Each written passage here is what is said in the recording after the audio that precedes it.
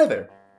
Welcome to Pallet University and the next episode of our PaleoPokes series where we take a look at the fossil Pokemon from a real paleontologist perspective. If you haven't seen any of the previous videos in this series, make sure to check out the playlist up in the cards, as well as if you're one of the roughly 40% of my viewers who are not subscribed, make sure to hit that button down below as well as leave a comment while you're down there to help me outsmart the YouTube algorithm.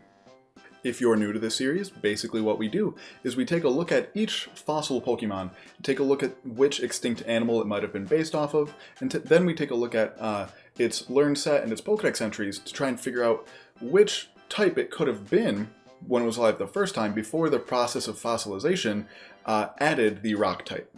And lastly, if you haven't checked out the last couple of episodes where we take a look at the Generation 5 Pokemon, those videos will be up in the cards as well. Today we are taking a look at the first pair of Generation 6 fossils, Tyrant and Tyrantrum. These ones are really interesting, and overall I really love the Generation 6 fossil Pokemon. They're probably my favorite generation of fossil Pokemon, just because they have so much cool science behind them, and obviously they're based off of dinosaurs, which is kind of a given, being that I'm a paleontologist. I feel like I kind of have to love them. Tyrant and Tyrantrum are likely based off of the Tyrant Lizard King, Tyrannosaurus Rex. Side note, a lot of the older paleontologists today like to gripe about some of the really over-the-top names of some of the more recently named dinosaurs. For example, my advisor here in graduate school complained recently about a somewhat newly named Tyrannosaurus Rex cousin, whose name I have to read because it's so long and ridiculous that I don't know it off the top of my head. It's called Thanatothyristes degrutorum, which means Reaper of Death. Compared to that, T-Rex, isn't that bad, but T-Rex is still a little bit much. What's really cool scientifically about Tyrant and Tyrantrum, though, is that they were some of the first depictions in pop culture to actually show some depiction of T-Rex having some form of feathers. There's usually some kind of a lag time between when something becomes sort of well-known in the science community to when it sort of trickles into the pop culture of, the world. Scientists had sort of speculated that T-Rex could have had some kind of feathers for quite a while, but it really kicked off in 2012 when a new, big, not one of the little guys that are kind of known to have feathers, but a bigger T-Rex sort of cousin called Tyrannus was discovered in China that was almost entirely feathered. Now, these aren't quite the type of feathers that you're thinking of that you would think of when you see, a seagull feather or a goose feather or something on the ground. I don't know what kind of birds there are where you live, but a generic bird feather on the ground. That's not the kind of feather that these would have had. It's much more like the down on a newborn, newly hatched baby chick, basically. Just a bunch of fuzz that would help keep them warm. These days, we are pretty confident that if T-Rex was feathered at all, it was only while it was a juvenile, or if it had feathers at all when it was an adult, it would have been basically just along the back, not all over, like some depictions around the time have drawn. I do think it's really cool, though, that this little bit of paleontological history is sort of preserved now in Pokemon. The reason for that digression is the Pokedex and some of the entries that it has for Tyrant and Tyrantrum. The Ultra Sun Pokedex entry says, complete restoration is impossible, leading to theories that its entire body might have been covered in a feather-like coat. While the Pokedex entry for Tyrant says that its jaws have incredible destructive power.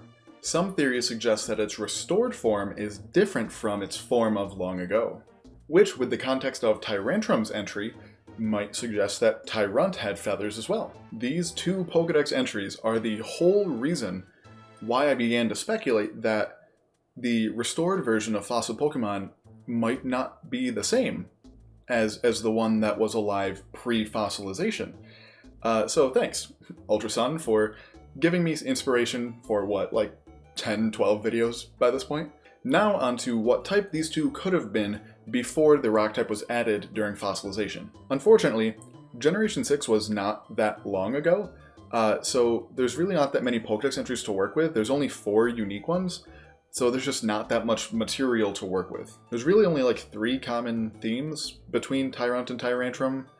Basically the feathers thing, that they're really strong and have a really strong bite, and that Tyrunt throws tantrums when it doesn't get its way. So like usual, the Pokedex has not been all that helpful, so let's move on to the moveset. As you would expect, it learns lots of rock and dragon type moves, with some normal type moves thrown in.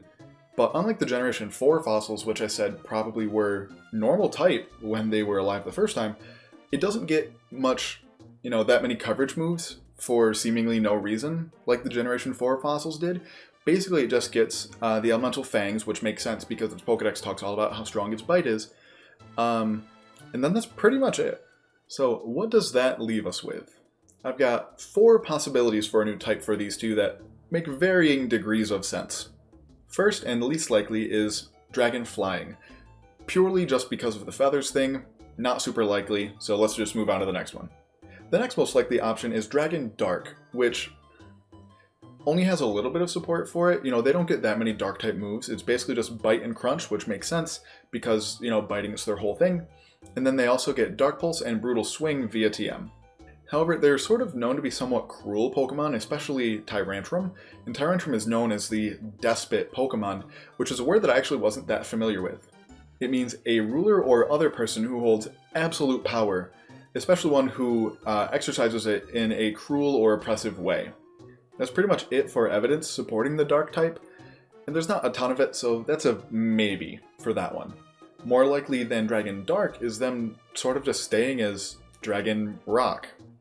Obviously, they learn a bunch of rock-type moves, and one of its abilities is Rock Head. The only other fossil Pokemon to get Rock Head as an ability isn't Cranidos and Rampardos, like you would think, that'd make way too much sense for them.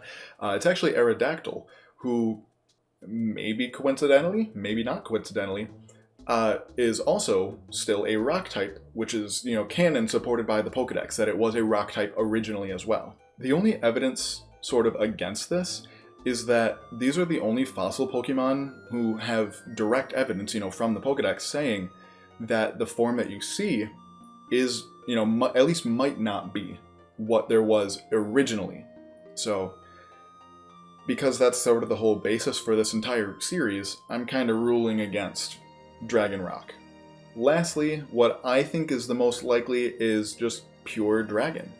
Outside of Dragon, Rock, and Normal type moves, it gets really no moves like just because. The amount of coverage moves that it gets makes sense given its lore. In fact, if you take out the rock type moves that it learns by level up, its learn set actually looks like really similar to that of Drotagon, which is one of only 3 pure dragon Pokemon that we have that is sort of like in its final form. Realistically, I could see Tyrunt and Tyrantrum's true typing being any of the latter 3, being Dragon Dark, Dragon Rock, or Pure Dragon, but I personally think that Pure Dragon makes the most sense. Make sure to let me know your thoughts on these type suggestions down in the comments below, and also make sure to keep an eye out for our video on Amora and Aurorus coming out later this week. Make sure to follow me on Twitter at Pallet_U to keep up on all things Pokemon science, and if you feel like supporting us in this way, we do have a Patreon, the link to which will be down in the description as well. We have Patreon exclusive content of me doing generally non-Pokemon things, but also some tangentially related Pokemon things that aren't super, what I normally do on the channel. Those will be up on Patreon, as well as we're going to be having a Patreon exclusive Discord, which is going to be really fun. So if you feel like supporting me in that way, the link is down in the description as well. And as always, there's a time and place for everything.